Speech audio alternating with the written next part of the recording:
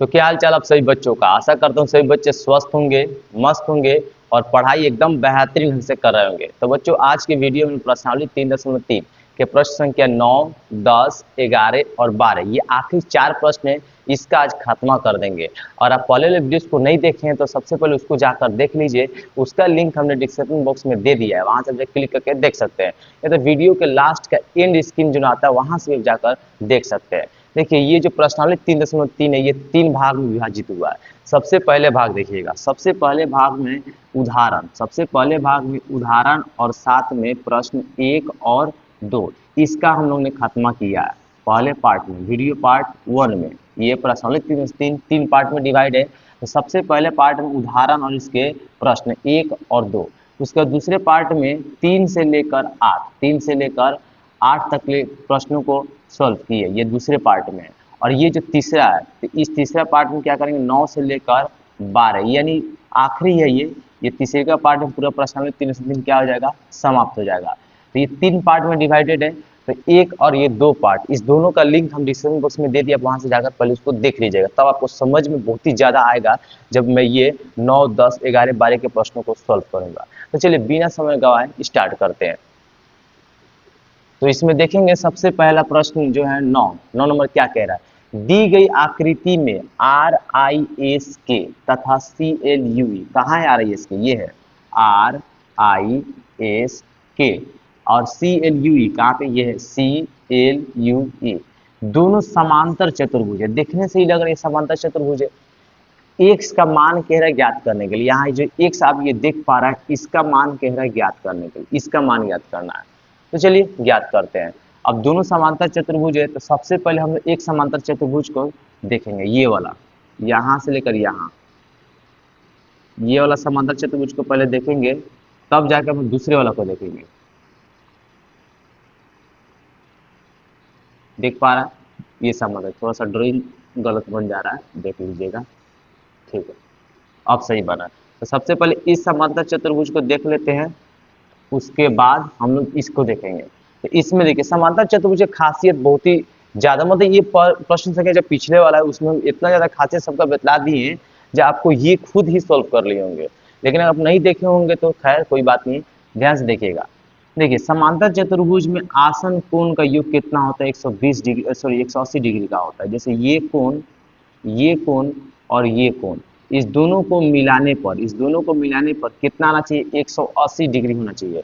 कोण ये वाला और ये कोण दोनों को मिलाने पे कितना आना चाहिए, 180 डिग्री का होना चाहिए। यानी यहाँ लिखेंगे कोण के और जोड़ लिखेंगे कोण आर, इस दोनों को जोड़ने पे कितना होना चाहिए, 180 डिग्री का होना चाहिए। किस कोण से, तो लिखेंगे आसन कोण से। किस कोण से, आसन कोण से। ये हो जाएगा आसन कोण से। तो इसमें कोण के बराबर दे दिया, कोण के बराबर दिया 120 डिग्री, तो कोण आर ज्ञात करेंगे तो 180 रहने देंगे। कोण आर बराबर 180 माइनस हो जा रहा है 120, 180 माइनस 120 हो जाएगा।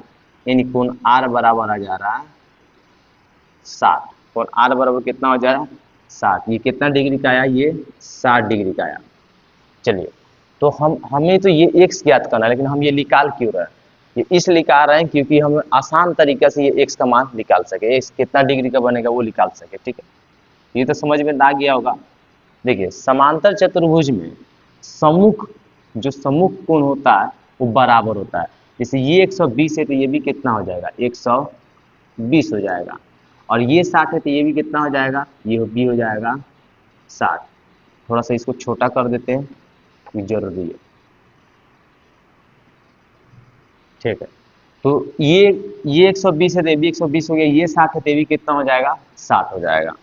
अब उसके बाद लेकिन ये लिखना पड़ेगा, ये लिखना पड़ेगा किस वजह से आप लिखे हैं, कोण आर, कोण आर बराबर हो जाएगा कोण एस का, कोण आर बराबर हो जाएगा कोण एस का, कोण आर बराबर हो जाएगा कोण एस का। तो ये कितना डिग्री बराबर, 60 डिग्री का। वह लिखेंगे सम्मुख कोण से, सम्मुख, सम्मुख कोण से।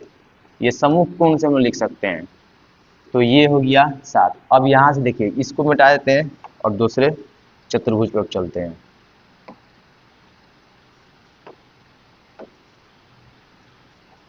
अब ये वाला देखिए, यहाँ से लेकर यहाँ जाएंगे,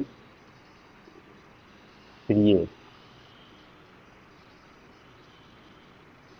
देख पा रहा है, ये भी एक समांतर चतुर्भुज है। तो इस चतुर्भुज में देखिए, अगर ये 70 है तो ये भी कितना होगा 70। अगर ये 70 है तो ये भी कितना हो जाएगा 70 ही होगा। ये 70 है तो ये भी कितना होगा 70 ही होगा। तो यहाँ लिख देंगे 70 डिग्री। ठीक है। और अब गौर फरमाएंगे यानी ध्यान से देखेंगे तो हमें एक त्रिभुज मिल रहा है। ये त्रिभुज जो देख पा रहे हैं, त्रिभुज जिसके तीनों कोण का योग कितना होता है 180 डिग्री का होता है। लेकिन पहले हम ये लिखते हैं, ये 70 है तो ये भी 70 होगा। कैसे होगा, यहाँ लिखना पड़ेगा कोण ई बराबर हो जा रहा है कोण एल। कोण ई बराबर हो जाएगा कोण एल। कोण ई बराबर हो जाएगा कोण एल कितना डिग्री का हो जाएगा 70 डिग्री से हो जाएगा। यहाँ लिखना होगा सम्मुख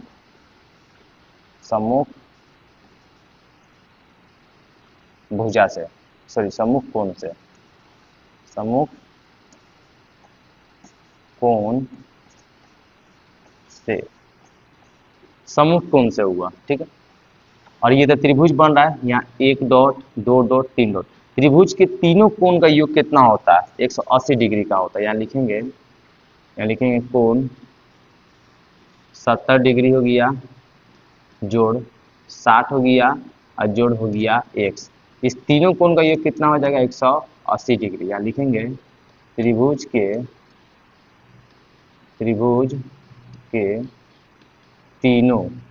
तीनों कोण का योग 180 डिग्री का होता है। त्रिभुज के तीनों कोण का योग 180 डिग्री का होता है। त्रिभुज के तीनों कोण का योग कितना होता है 180 डिग्री का होता है। तो इस पर तीन कोण लिख दिए 70, 60 और x। ये दोनों को तीनों को मिला 180 डिग्री होगा। इस दोनों को जोड़ देंगे तो 7 को 6 को 13 को और ये 0 हो गया। 130 जोड़ x बराबर हो जा रहा है 180। x का मान निकालेंगे तो 180 माइनस हो जा रहा है 130, यानी x बराबर आ गया 50। ये x का मान कितना आ गया 50। और हमें यही तो निकालना था, x का मान ही निकालना था और ये निकल चुका है। तो जल्दी से इसकी स्क्रीनशॉट लेना चाहते तो ले सकते हैं। तो चलते हैं नेक्स्ट क्वेश्चन पर। नेक्स्ट क्वेश्चन क्या कह रहा है, बताइए कैसे यह आकृति एक समलंब है, इसकी कौन सी दो भुजाएं समांतर है। कैसे यह आकृति समलंब है, चलिए लिखते हैं कैसे यह आकृति समलंब है और इसकी कौन सी दो भुजाएं समांतर है। तो देखिए समलंब आकृति किसे कहते हैं, समलंब। अच्छा समांतर पहले समझना होगा।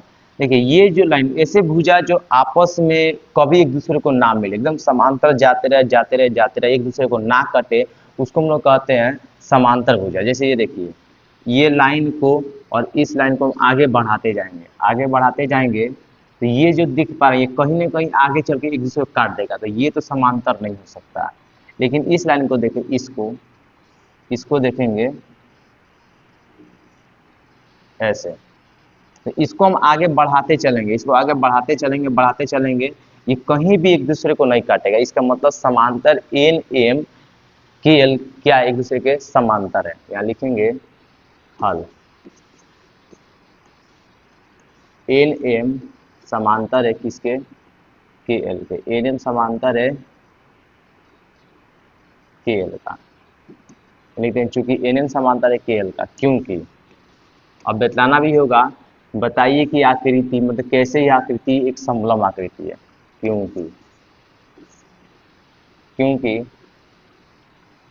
कोण एम और कोण एल इस दोनों को जोड़ के देखिए तो क्या 180 आ रहा है, 100 और जोड़ 80, बिल्कुल 180 आ रही है। कोण एम और एल ये दोनों को जोड़ने पर 180 आ रहा है। किस वजह से हो रहा है, तो अंतः कोण से हो रहा है।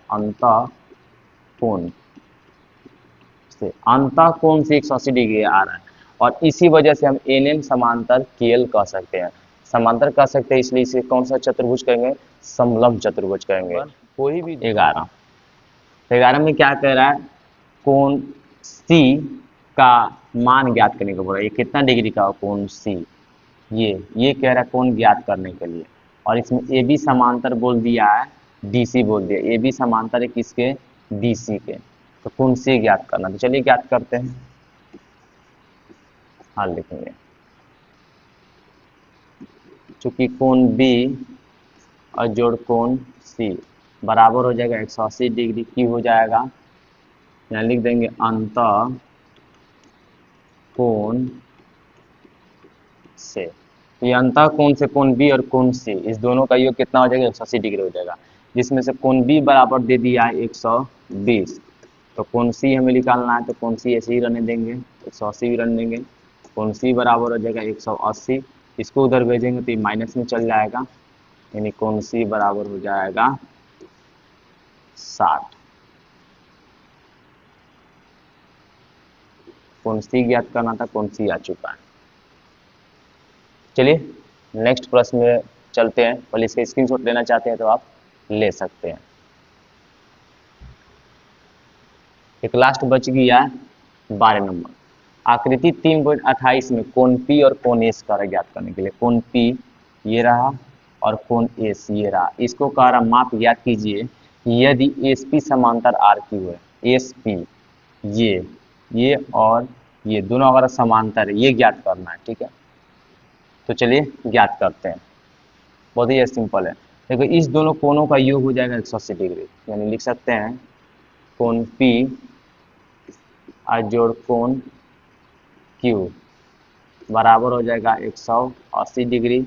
यहाँ पे लिखेंगे आसन कोण से। कोण P और कोण Q इस दोनों का योग हो जाएगा 180 डिग्री आसन कोण से। इसमें से कोण P बराबर निकालना है, कोण Q बराबर दे दिया 130 डिग्री बराबर हो जाएगा 180 डिग्री। तो कोण P बराबर निकाले तो 180 माइनस हो जाएगा 130, यानी कोण P बराबर हो जाएगा 50। तो कोण P तो आ गया, ये आ गया 50 आ गया। चलिए इसका ज्ञात करना है, तो इस दोनों कोण का भी योग कितना हो जाएगा, 180 डिग्री हो जाएगा। यानी ये लिखेंगे कोण एस और जोड़ हो जाएगा कोण आर, इस दोनों का योग कितना हो जाएगा, 180 डिग्री हो जाएगा। आसन कोण से, तो कोण एस और कोण आर, तो एस बराबर तो निकालना है तो ऐसे ही रहने देंगे। कोण आर बराबर दे दिया 90। देखिए ये जो साइन दिख पा रहा है, इसका मतलब होता है 90 डिग्री का साइन होता है। ये किस डिग्री का होता है, 90 डिग्री का साइन होता है। बराबर हो जाएगा कोण 180, तो कोण एस बराबर हो जाएगा 180